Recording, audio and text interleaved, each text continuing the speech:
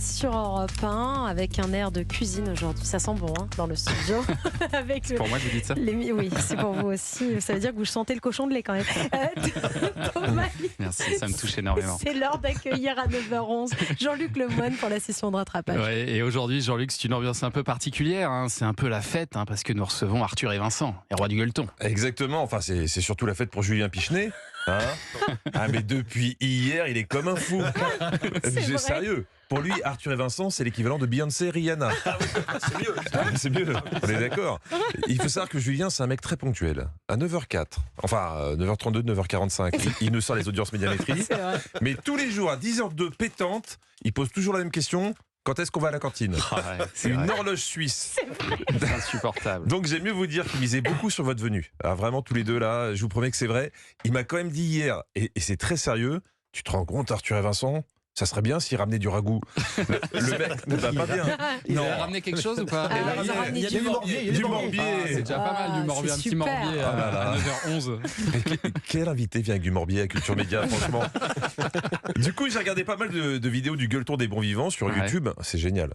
C'est la première fois qu'en regardant une vidéo, j'ai fait monter mon taux de cholestérol. J'invente rien. Je vais vous faire écouter une compile d'une seule vidéo intitulée Cochon fermier du Cantal. Oui, je sais, ça pourrait être aussi le titre d'un Jackie et Michel. Bref, si vous êtes médecin, n'écoutez surtout pas ce qui suit. Il y a du gras sur le comptoir. C'est le gras. On a une belle épaisseur de gras. Et si on n'a pas du gras et du persil, on y retrouve. Touchez la fermeté du gras. Du gras. Un gras bien ferme. C'est belle épaisseur de gras. 2 tiers de gras, 1 tiers de maigre. On croirait une incantation de Gérard Depardieu. Ouais, on n'est pas sur du programme vegan. Ah non. Alors les vidéos sont formidables, même si quand vous posez des questions, il n'y a pas un suspense insoutenable. Tu préfères visiter le musée Picasso ou manger du cochon?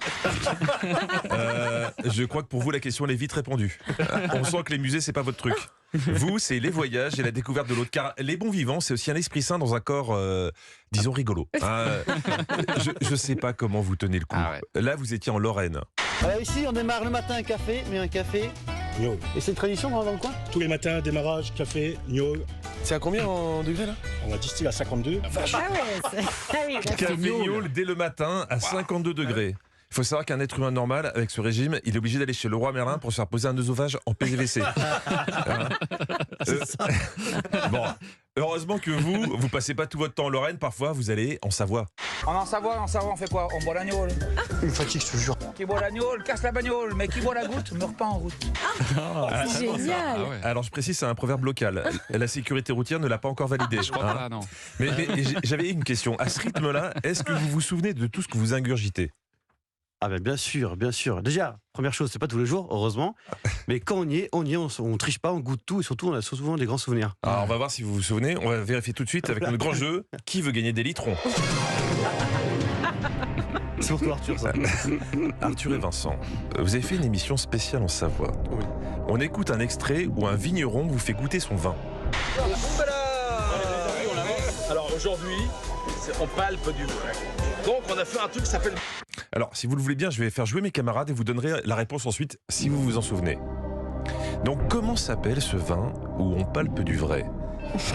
Quel joli nom a donné ce vigneron à son breuvage? On palpe du On ne vrai. triche pas. On palpe du vrai. Réponse A, le jus de moi. Réponse B, le nectar des sels. Oh. Réponse C, mon délice intime. Ah non, non, non. Réponse D, mes couilles. Non, Jean-Luc. Non. Alors. Moi, Le nectar des sels. Le nectar le des nectar sels. des sur la sels. réponse D, moi. Et vous? Quelle est la réponse D? Il veut pas le dire. Je pense que Thomas a raison, parce que sinon elle n'aurait pas figuré parmi Arthur et les Vincent, est-ce que vous vous souvenez? Oui. C'est votre ultime bafouille. Moi, je me souviens très bien. Ouais. Ouais, alors on écoute la réponse. Alors aujourd'hui, on palpe du vrai. Donc on a fait un truc qui s'appelle mes couilles. Pourquoi mes couilles? Ça fait 30 ans que je dis que faire du vin avec son raisin. Alors, Oui, d'accord, je comprends. excusez-moi, vous allez dire que je fais ma marquise, mais un mec qui me dit viens, on va boire mes couilles, j'y vais pas. Non, pas direct. Mais vous, rien ne vous arrête. Même si le gars vous a dit quand même des trucs un peu bizarres. Attendez. Il faut se faire plaisir. Le vin ne vaut que s'il est partagé. J'ouvre mes couilles. C'est la transparence entre le vin et le vigneron. Non, vraiment, j'y vais pas, même avec modération. C'est un vigneron de... Qu'est-ce que vous vouliez dire? de Ce qui est Savoie. amusant, c'est que c'est un vigneron de Savoie qui est vraiment qui prend pas au sérieux. Et ce jour-là, il y avait Amélie, ma femme, qui était là. Et il lui a même fait toucher l'étiquette en disant, vous avez vu, on a même travaillé la texture de l'étiquette. Ça va beaucoup trop loin cette histoire. En tout cas, ça tombe bien, Jean-Luc, puisque vous êtes intéressé à notre sexe. Thomas, je pense qu'il serait préférable que vous reformuliez votre phrase, parce que là, on a l'impression qu'on fait une garde partagée de sexe. Ah oui, d'accord. Vous avez regardé un documentaire sur le sexe des hommes, c'est ça ce que je disais. Oui, mais je préfère cette formulation. En effet, j'ai regardé France TV Slash. Il y avait un documentaire sur un sujet peu traité en télé, le plaisir masculin. Ça s'appelle « Jouis si t'es un homme ». D'accord. Je vous le détaillerai un autre jour, mais je suis tombé sur un témoignage qui devrait parler à Arthur, Vincent et tous les Julien Pichenet du monde.